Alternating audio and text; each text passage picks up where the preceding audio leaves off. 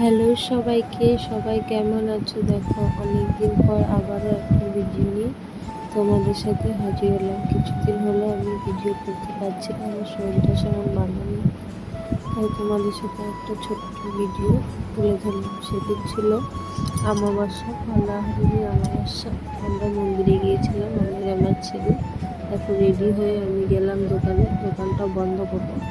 এই যে আমার সুন্দর ছোট্ট গোছানো একটা স্বপ্নের দোকান, দোকান বন্ধ করে তারপরে আমি আর ছেলে একটু মন্দিরে গিয়েছিলাম। মন্দিরে গিয়ে মার পুজো দেখছিলাম বসে।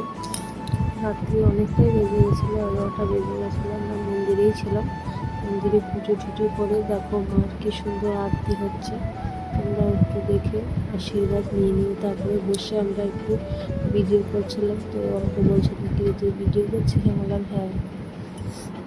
বাড়িতে এসে দেখো খিচুড়ি নিয়ে এসেছিলাম, খিচুড়ি খেয়ে নিলাম আমি আর ছেলে। দেখো ওর অবস্থা।